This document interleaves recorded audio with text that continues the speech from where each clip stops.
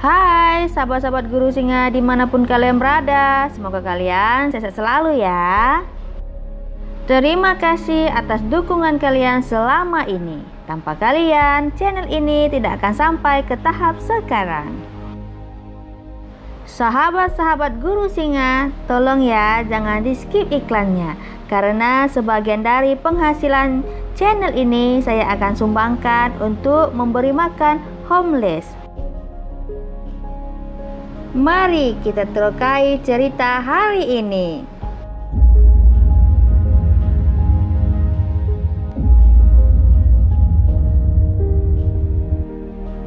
Tragedi Bendungan Kuala Kubu di Malaysia pada tahun 1883. Kuala Kubu dibuka pada abad ke-18 oleh orang-orang Melayu dan mereka merupakan perintis kepada kegiatan perlombongan ataupun pertambangan di daerah itu, sehingga dapat membangun sebuah bendungan besar untuk mempermudah kerja mendulang hasil bumi. Tapi pada 23 Agustus 1883 telah terjadi satu kejadian banjir besar di Sungai Selangor. Banjir ini telah menyebabkan runtuhnya bendungan Kuala Kubu sehingga menenggelamkan seluruh Pekan Kubu dan kawasan sekitarnya. Bendungan yang runtuh itu panjangnya kira-kira 1,6 km dan lebarnya melebihi dari 90 meter. Bendungan itu dibuat dari batang-batang kayu dan ditambak dengan tanah, merentangi Sungai Kubu yaitu anak Sungai Selangor.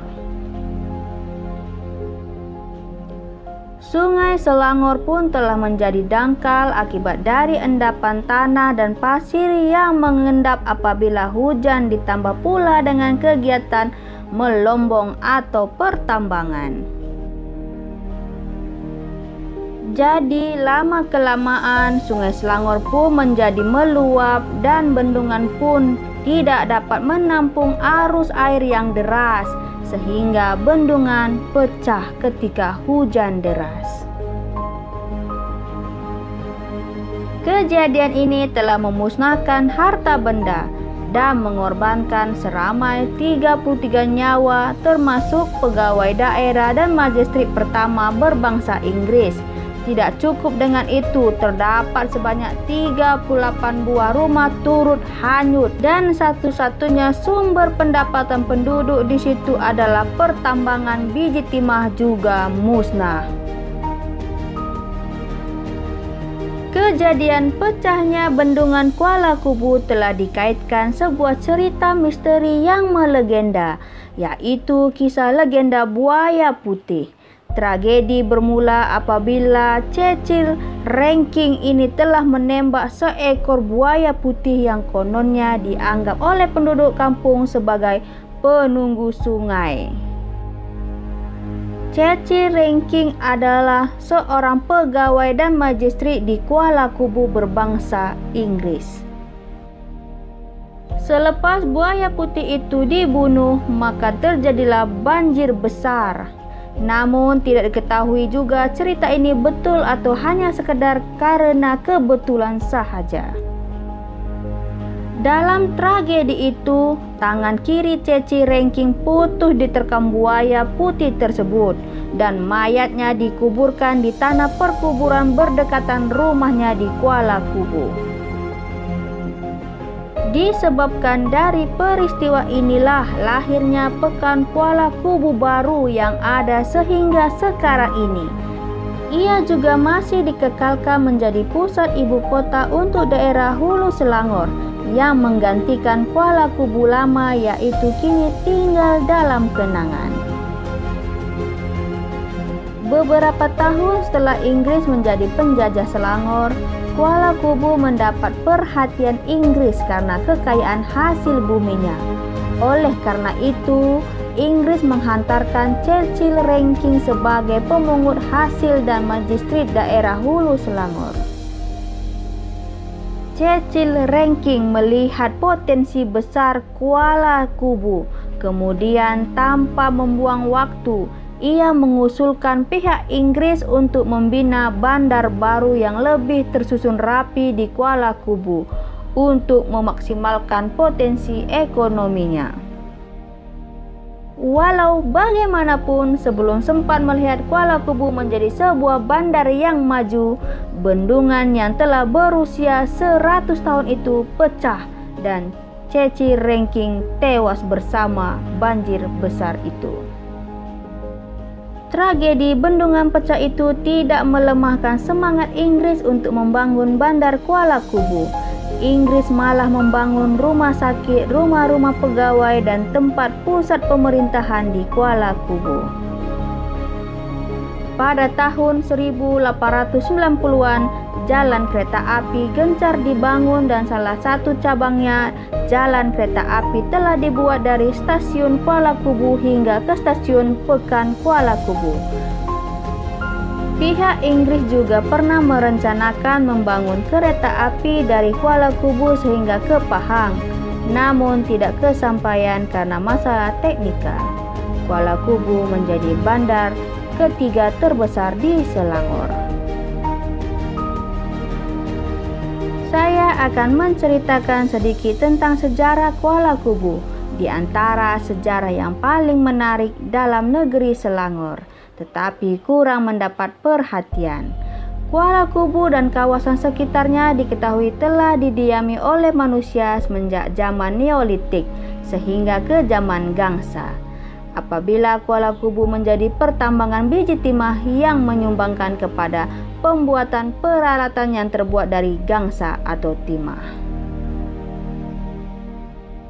Kuala Kubu juga menjadi saksi kehebatan dan kemampuan ahli-ahli orang Melayu sebelum revolusi industri yang dibawa oleh orang-orang Inggris.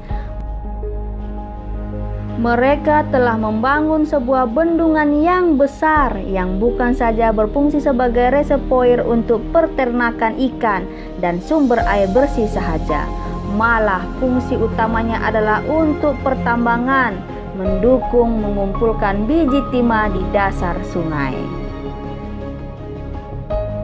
Kuala Kubu juga pernah menjadi medan dan tempat perang saudara Selangor yang berlangsung pada tahun 1869 hingga 1875. Secara umumnya sejarah Kuala Kubu boleh dibahagikan kepada 3 peringkat.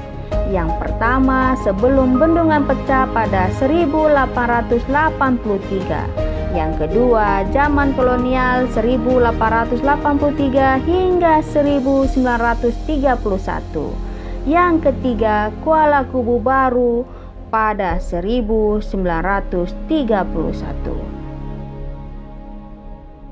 Sejarah pertambangan Kuala Kubu.